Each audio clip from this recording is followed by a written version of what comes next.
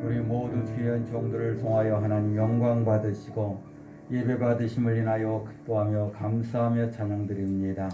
내 영혼이 주를 갈망하며 내 영혼이 주를 찬송합니다. 우리 찬양단 오늘부터 하나님 이렇게 또한 주님을 찬송하며 예배할 수 있는 저희들의 기회를 허락하시니 감사합니다. 하늘 보호자의 은혜를 부어주시고 하나님의 영에 감동된 찬양, 하나님의 영광 중에 찬송하는 예배가 되도록 도와주시고 성령이 깊이와 넓이가 더 충만하도록 역사하여 주시기를 원합니다.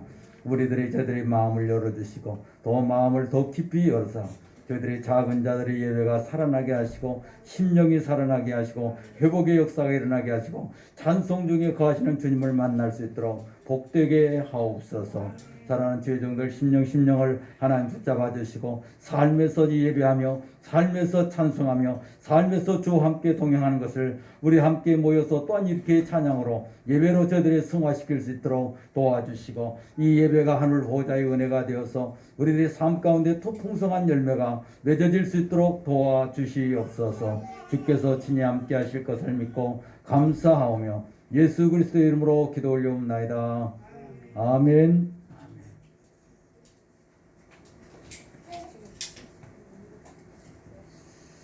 할렐루야. 네. 정말 오늘 찬양단 너무나 수고하셨죠? 네, 우리 격려합니다. 자, 지금 이제 시작은 미약하지만 정말 전무후무한 우리 찬양단이 되기를 축복합니다. 정말 많은 분들이 정말 기뻐하며 영으로 정말 기뻐하며 찬송할 수 있는 그런 귀한 찬양단 되기를 축복합니다. 네. 찬양을 통하여 여러분들의 삶이 복되기를 원하고요. 정말 아름다운 열매 맺기를 축복합니다. 네. 자, 우리 하나님 말씀 보겠습니다. 네, 베드로전서 5장 7절에서 11절.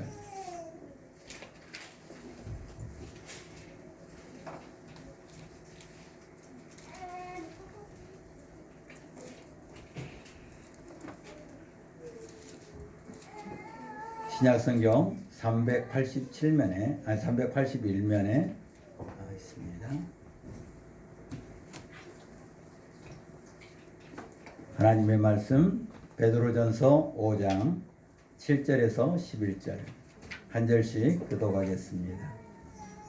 너희 염려를 다 주께 맡기라. 이는 그가 너희를 돌보심이라. 근신하라 깨어라. 너희 대적 마귀가 우는 사자같이 두루 다니며 삼킬 자를 찾나니 너희는 믿음을 굳건하게 하여 그를 대적하라. 이는 세상에 있는 너희 형제들도 동일한 고난을 당하는 줄을 알미라. 모든 은혜의 하나님 곧 그리스도 안에서 너희를 부르사 자기의 영원한 영광에 들어가게 하시니가 잠깐 고난을 당한 너희를 친히 온전하게 하시며 굳건하게 하시며 강하게 하시며 그를 견고하게 하시리라. 다 같이요. 권능이 세세 무궁하도록 그에게 있을지어다. 아멘. 주님께 영광 돌립니다. 자, 오늘 이 말씀을 보면 너희 염려를 주께 맡기라고 말씀합니다. 왜 주님께서는 이 말씀을 하셨을까? 우리가 곰곰이 생각해 보면 우리들이 생활이 우리가 연약하기 때문에 그러하다고 볼 수가 있습니다. 육신을 가졌기 때문에 우리 이생의 삶에서 우리 삶이 염려나 근심이나 두려움이 있지 않나 생각이 듭니다. 그러나 우리가 한 가지 오늘 여기 주님께서 말씀하신 것처럼 주님께서 너희를 돌봐주시기 때문에 염려하지 말라는 겁니다. 나를 돌보시는 분은 참 목자이시고요, 창조주시고요, 구원의 주님이시라고 하는 이 믿음을 굳건히 갖기를 축복합니다. 자, 우리 한 성경을 좀 보겠습니다. 신명기 8장을 좀 보겠습니다. 이스라엘 백성들이 그동안 사모했던 출애굽에서 하나님의 언약의 땅, 약속의 땅을 들어가게 되죠. 자, 여기에 하나님께서 우리들의 삶을 이렇게 인도해 가시는 것을 우리가 보는데 이제 우리가 가나안 땅에 들어갔을 때에 하나님이 어떤 분이신지 너희들이 꼭 기억하라고 말씀합니다. 자, 우리가 볼까요? 8장 6절과 7절 이렇게 보겠습니다. 6절, 7절. 자, 시작. 내 하나님 여호와의 명령을 지켜 그의 길을 따라가며 그를 경외할지니라. 내 하나님 여호와께서 너를 아름다운 땅에 이르게 하시나니 그곳은 골짜기든지 산지든지 시내와 분천과 샘이 흐르고. 그랬습니다. 이스라엘 땅에 이제 가나안 땅에 들어가게 되는데 이제 너희가 거기서 들어갈 때 하나님을 경외하라 이렇게 말씀하죠. 그러면 우리 8장에 이렇게 보면은 하나님께서 그동안 광야길을 걸어오는 동안 사막길을 걸어오는 동안 어떻게 했는지 출애굽을 하는 과정 속에서 하나님이 출애굽만 시키고 내버려 뒀는지 그렇지 않다는 거죠. 자, 적군이 물려오면은 그들을 박아시고 또 그들을 이렇게 승리케 하셔서 자녀들을 다음 세대를 지키셨고요. 목이 마를 때는 샘을 열어서 먹으셨다는 거죠. 얼마나 놀라운 일이세요. 배가 고플 때는 하늘문을 열으셔서 만나를 먹이신 사건이에요. 메추라기를 먹으셨다는 거죠. 그분이 너희의 하나님이시라는 거예요. 잊지 말라는 거죠. 우리는 그렇게 정말 처음에는 만나가 내려올 때 그 반석을 터뜨려서 물을 먹일 때 얼마나 놀랐겠어요.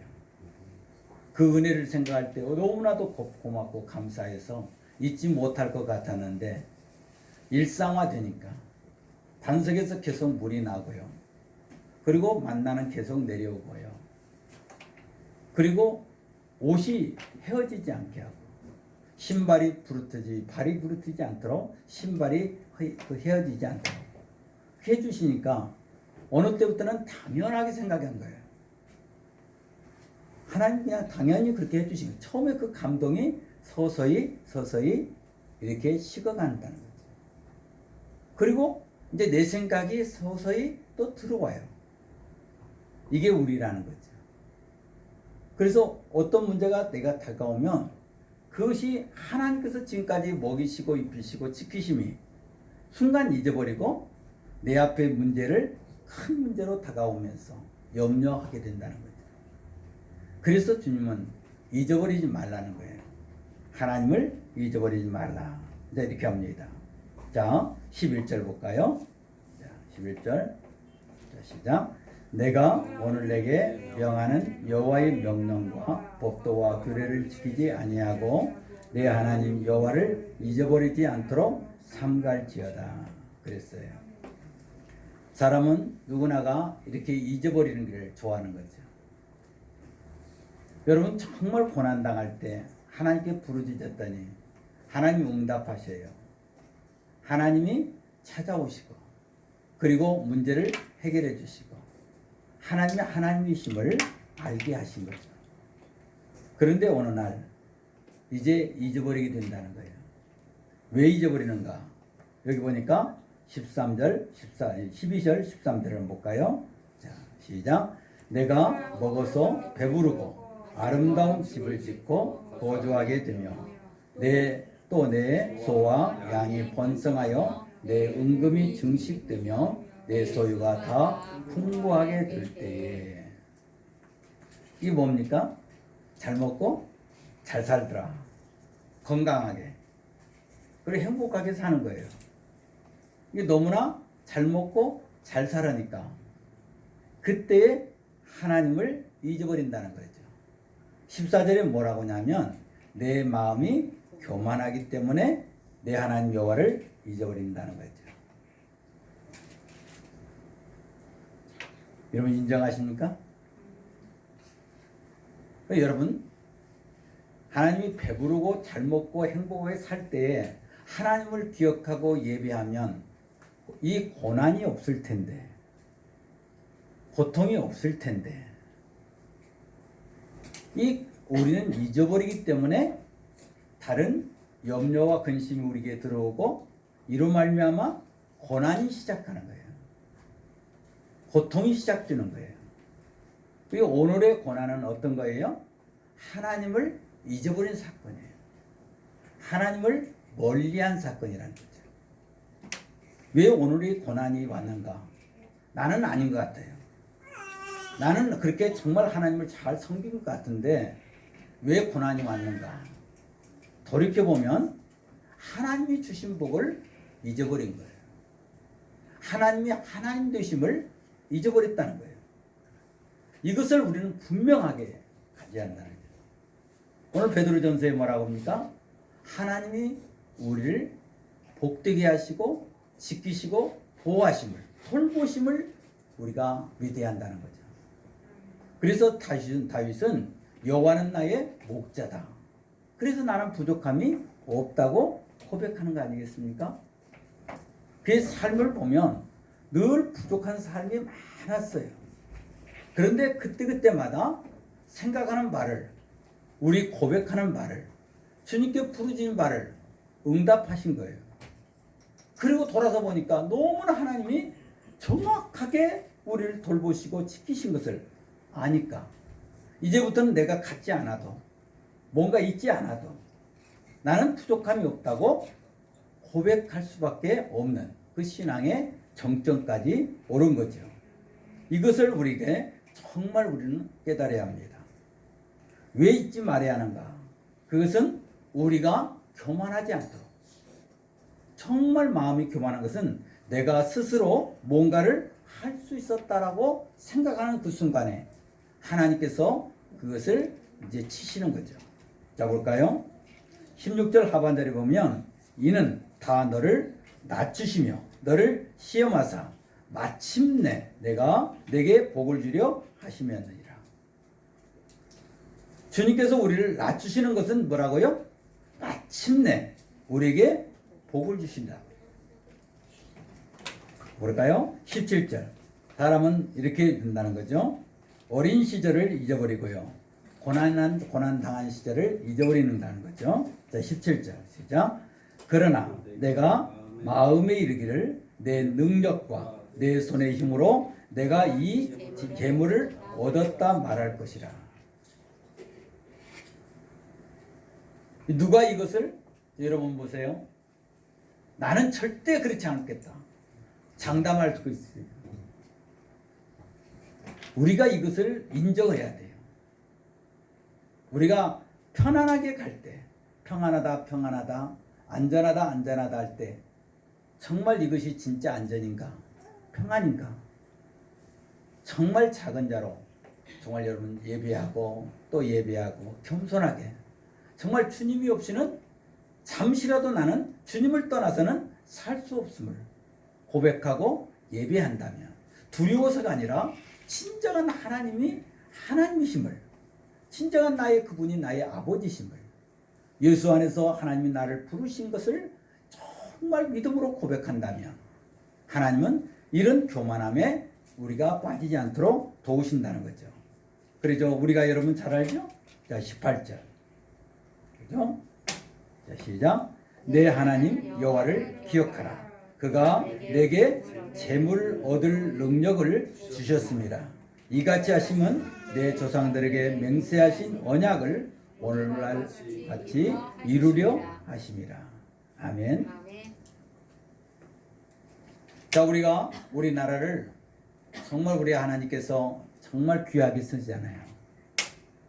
여러분 생각해 보세요. 우리나라가 70년 전에 전쟁에 패어 있고, 그리고 이제 벌써 80년 전에 이 우리나라는 이 일제 강점으로 말미암아 얼마나 고난 가운데 먹을 것이 없어서 풀뿌리 먹고요. 정말 소나무 껍질을 갖다 먹고 독세기를 갖다 그래서 먹었어요.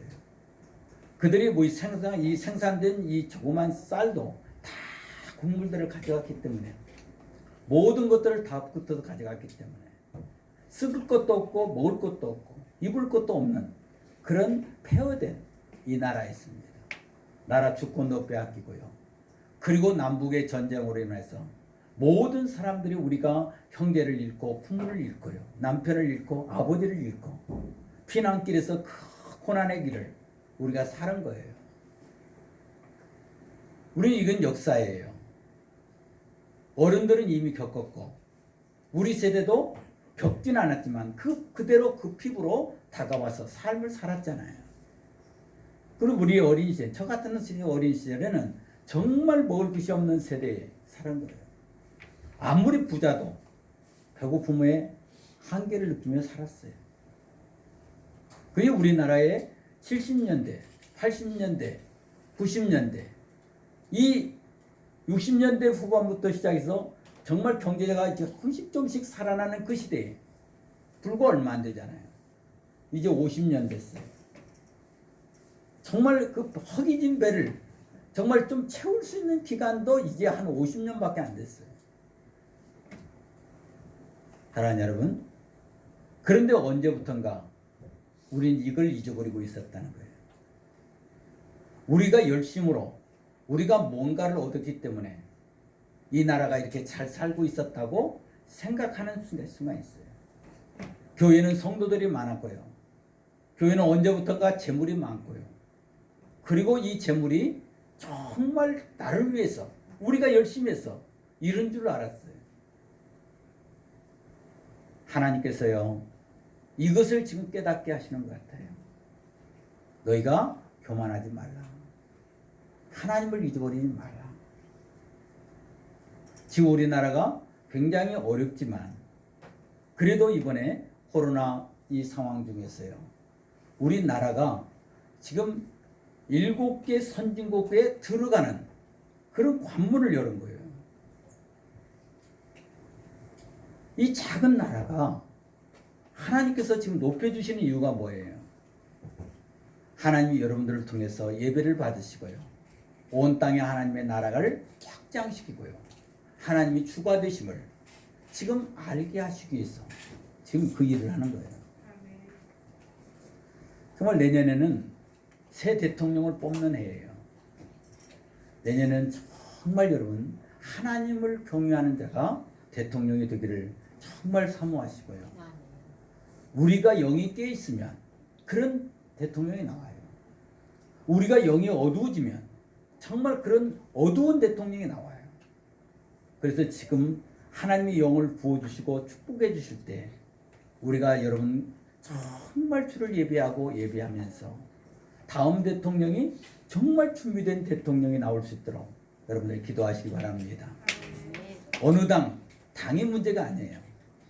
그래서 정말 중요한 건 정말 다음 새 대통령을 통해서 새로운 비전에 새로운 시대를 열어갈 수 있고, 지금 남북의 문제가 지금 열 것 같았는데 그 준비하는 과정만 이 대통령이 지금 하는 거예요. 여러분 정말 이 다음 대통령이 문을 열고 정말 남북이 교류가 되고 문이 열리는 역사가 일어날 수 있도록 여러분들이 기도하시기를 바랍니다. 단 한 가지, 교만하지만 않으면 돼요. 내가 열심으로, 우리가 열심으로 우리가 뭔가를 했다고 말하지만 않으면 되는 것 같아요.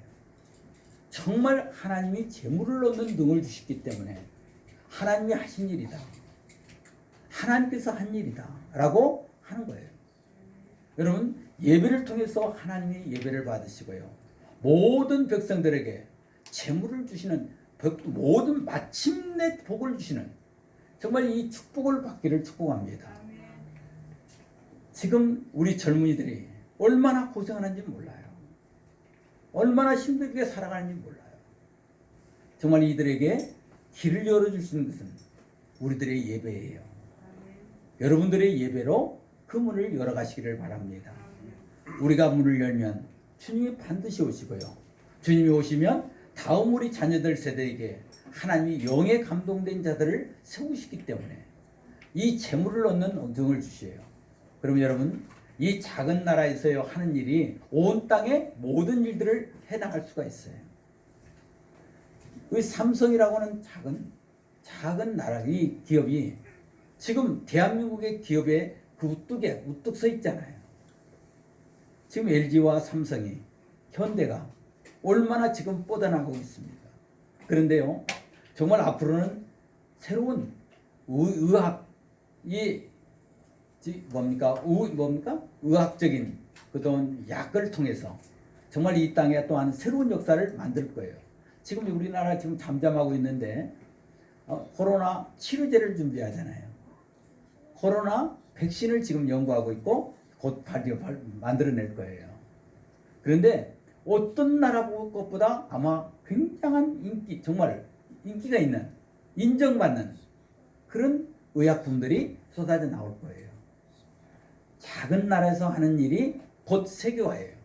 여러분들이 다 알고 있는 이 스마트폰 이거 하나가 여기서 오케이가 되면 온 땅에 모든 사람들이 다 좋아하는 스마트폰이 된다는 거예요. 그래서 대한민국처럼 이 모든 프로그램이 모든 시스템들이 잘 되는 나라가 없어요. 제가 이번에 보니까 그 백신 맞은 이 증명서를 핸드폰으로 다운받더라고요. 그 가입을 앱에서 딱 들어가니까 제가 1차 접종 딱 며칠 날 딱 떠요. 지금 이렇게 그냥 앉아서 모든 시스템들이 돌아가는 나라가 그렇게 쉽지가 않아요. 한번 딱 떨어지면 그냥 순식간에 전 국민이 더 모두 일상화되어 버리는 거예요. 근데 이것이 온 땅의 것으로 확장될 수 있는 거예요. 이것이 누가 한다고요? 하나님이 하십니다. 하나님의 영에 감동된 자를 통해서 하나님이 하시더라고요. 그래서 재물은 우리가 누리지만 이 재물을 주신 이가 하나님이신 것을 우리가 믿음으로 고백하는 거예요. 그래야만이 진정한 이 땅의 하나님의 나라가 여러분들을 통해서 확장되고 온 땅에 하나님이 축복해 주시는 거예요. 이것을 우리가 믿음으로 고백하는 겁니다. 주님께서요 이렇게 끊임없이 이 말씀을 우리가 잊어버리기 때문에 주님이 말씀하시는 거예요. 여러분 볼까요? 이사야서 볼까요? 이사야서 6장. 주님께서 책망하시는 이유가 무엇인지 이사야서 6장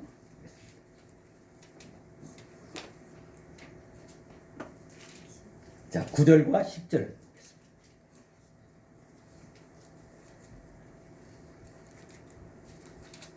우리가 조금만 이거 생각만 바꾸고 조금만 우리가 마음을 열면은 하나님께서 얼마나 우리에게 축복을 해주시는지 이 말씀을 우리 보기 원합니다. 이사야서 6장 9절 10절 시작. 여호와께서 이르시되 가서 이 백성들에게 이르시되 너희가 듣기는 들어도 깨닫지 못할 것이요 보기는 보아도 알지 못하리라 하여 이 백성의 마음을 둔하게 하며 그들의 귀가 막히고 그들의 눈이 감기게 하라 염려하건대 그들이 눈으로 보고 귀로 듣고 마음으로 깨닫고 다시 돌아와 고침을 받을까 하노라 하시기로. 이스라엘 백성들의 영적 상태가 이렇다는 거예요. 하나님의 말씀을 받고 고침을 받을까 염려한다는 거예요. 그렇기 때문에 어떤 나라예요? 보아도 안 보는 것처럼 들어도 안 들은 것처럼 하고 마음을 그냥 탁 닫아버리겠다는 거예요. 그래서 이스라엘 완전히 황폐하게 만들겠다. 그래서 온 땅에 정말 흑암이 가득 차도록 만들기. 하나님이 깨달을 때까지. 이 보면 황폐하여 주민들이 없고 가옥들이 사람들에게 없고 토지는 황폐하게 된다. 이렇게 말해요. 여러분 하나님의 말씀을 안 들으려고 애를 쓴다는 거예요. 그냥 들으면 고치면 되잖아요. 들으려고 하지도 않고 듣지도 않으려고 하고 들었어도 안 들은 것처럼 귀를 닫아버리고 마음을 닫겠다는 거예요. 오늘날도 여러분 보세요. 들으려고도 못 듣는 사람이 있지만 들어도 안 들은 척 하려고 안 듣고 광고 치려고 애를 쓰는 사람이 있다는 거예요. 그러면 하나님이 어떻게 한다고요? 그 땅을 황폐하게 만들겠대. 이 말씀을 가지고 예수님이 씨 뿌리는 자의 비유를 말씀하셔요. 우리 마태복음 13장을 좀 보겠습니다. 우리들이 정말 얼마나 우리가 악한지를 말씀하는 거죠. 자, 씨 뿌린 자를 통해서 하나님께서 네 가지 비유로 말씀하잖아요. 길가와 같은 자, 돌짝밭과 같은 자, 가시덤불과 같은 자, 좋은 땅에 이 비유를 말씀해요. 그런데 이 말씀을 제자들에게 말씀을 하는데 이 바리새인들이나 서기관들에게는 허락하지 않았다고 그래요. 그러면서 예수님이 이 말씀을 한 거예요. 자, 13절, 13장 13절. 시작. 그러므로 내가 그들에게 비유로 말하는 것을 그들이 보아도 보지 못하며 들어도 듣지 못하며 깨닫지 못함이라. 비유로 말씀하신 이유가 그들에게 얘기를 해봐야 깨닫지 못하기 때문에 비유로 말씀한다고 말씀하는 거예요. 그런데 그 말씀을 이렇게 15절에는 뭐라고 말하냐면 이 백성들의 마음이 완악했다 이렇게 말씀해요. 완악했기 때문에 이렇게 그들이 들어도 듣지 않으려고 고침을 받을까 두려워하기 때문에 우리 예수님께서 아예 그들에게 말씀하지 않고 비유로 말씀하신다고 이렇게 말씀하는 거예요. 자, 그런데 자, 오늘 여기서 우리가 깨닫는 말씀은 네 가지 밭 중에서 돌의 길가와 돌짝밭 같이 이렇게 있습니다. 그런데 세 번째 밭에 대한 얘기가 22절에 있습니다. 우리 22절 한번 볼까요? 22절. 자, 시작. 가시떨기에 뿌려졌다는 것은 말씀을 들으나 세상의 염려와 재물의 유혹에 말씀이 막혀 결실하지 못하는 자요. 이렇게 했어요. 그리고 신명기의 말씀에 오늘 이대로 적용이 되는 거예요. 그러니까 예수를 믿어요. 하나님을 믿어요.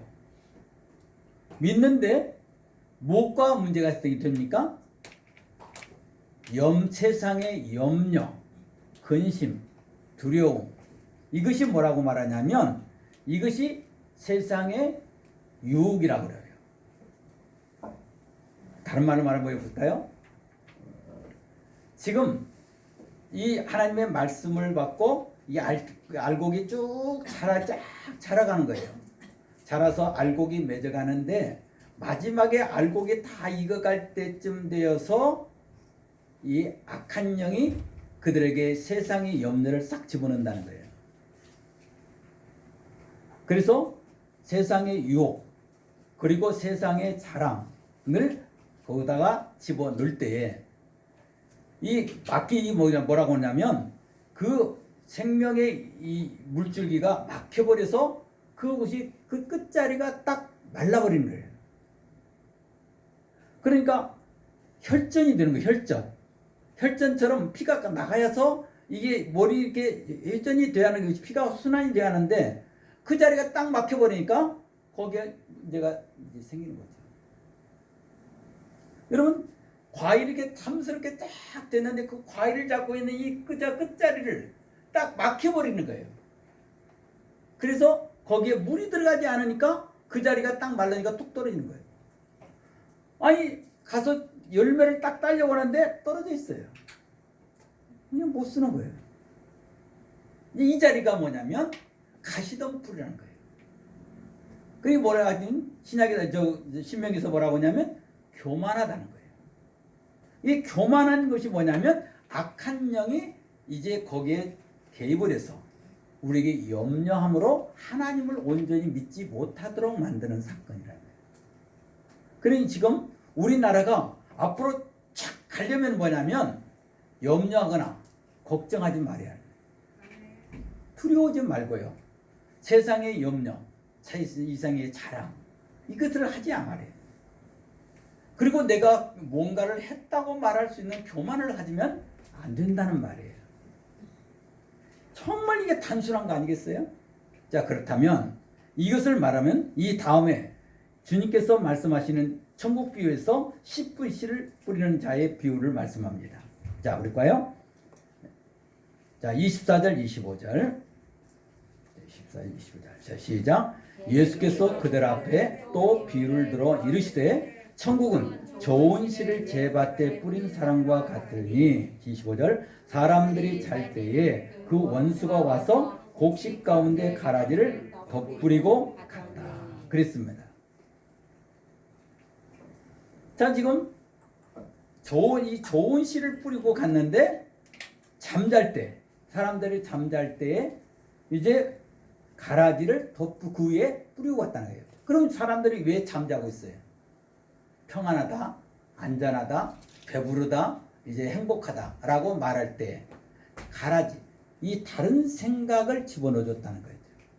염려를 넣었다는 거예요. 자, 이거 저 보세요. 성경 보지 말고요. 저 보세요. 제 눈을 자꾸 봐야 하나님이 이렇게 이 흐름을 보여요. 자꾸 책을 보거나 성경을 보거나 다른 데를 생각하면은 다른 생각이 자꾸 들어와요. 말씀을 들으면서 다른 생각이 들어오면은 말씀이 전혀 들어오지 않아요. 하나님의 말씀이 내게 와서 영양분에서 이렇게 잘 자라고 있는데 가라지를 또 뿌리는 거예요. 그러니까 오늘 말씀을 통해서 자라려고 하는데 다른 것이 들어왔기 때문에 영양분이 나눠지는 거예요. 그래서 가라지도 크고 곡식도 자라는 거예요. 그래서 주님께서 뭐라고 하냐면 가라지는 누가 뿌리냐면 여기에 말해요. 그러죠? 자, 누가 뿌린다고 말합니까?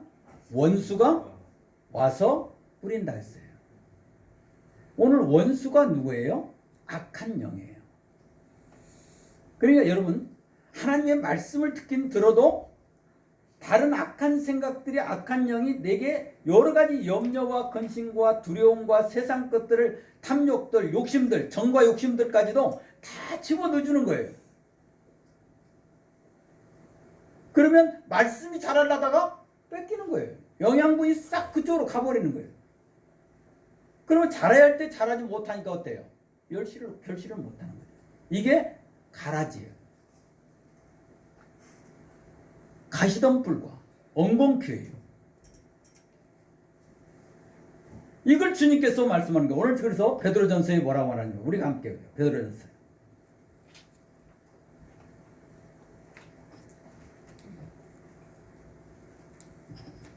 자, 베드로전서요. 오늘 본문 말씀. 자, 그러죠? 8절 보세요. 8절 시작. 근신하라 깨라 너희 대적 마귀가 우는 사자같이 두루다니며 삼킬 자를 찾나니. 이게 가라지를 뿌리는 원수예요. 그럼 여러분 무슨 생각이 무슨 악한 영이 와서 날 뿌리냐? 왜냐면 그런데 그것을 들어오는 순간에 세상 정치에 대해 마음 뺏기고요. 세상의 향락에 마음이 뺏기고요. 세상의 우리의 그 삶의 문제 때문에 내 마음이 뺏기고요. 우리들의 모든 건강의 문제도 마음을 뺏기는 거예요. 그런데 이거는 우는 사자처럼 우리들에게 틈만 나면 그런 생각을 집어넣어준다는 거예요. 여러분 나는 하나님이 나의 하나님이시고 나의 목자이시고 나의 생명의 주님이신다. 그리고 오늘 찬송하고 나갔는데 내가 무엇과도 내가 주님을 바꾸지 않으리라 이렇게 다짐하고 나갔는데 나가는 순간에 다른 생각이 쏙 들어와요. 그냥 다른 염려가 또 들어오는 거예요. 그런데 우리는 그것이 악한 원수가 나에게 집어넣어주는 생각이 아니라는 생각이에요. 그냥 우리들이 삶이라는 생각이에요. 그렇기 때문에 우리는 그냥 넘어지는 거예요. 당연히 오늘 일이기 때문에 나의 일이기 때문에 배고픔의 문제고 건강의 문제고 삶의 문제이기 때문에 당연히 내가 해야 할 일이고 내가 해야 할 일이고 내가 하지 않으면 안 되는 일이라 생각하는 거예요. 그리고 잘 되면 내가 했다고 생각하고 그것이 응답되면 그냥 주님이 잊어버리고 이게 지금 우리 현실이라니까요. 원수가 가라지를 뿌리는 거예요. 세상의 인생의 이 염려 근심 걱정 이것이 열매를 맺지 못하고 낙과되게 하는 이유인데 그래서 우리는 악한 원수가, 악한 마귀가 우리들의 틈만 나면 우리가 잠잘 때, 주께 있지 않고 주를 바라보지 않을 때 우리에게 가라지를 뿌리듯이 우리 생각을 그렇게 바꿔버리는 거예요.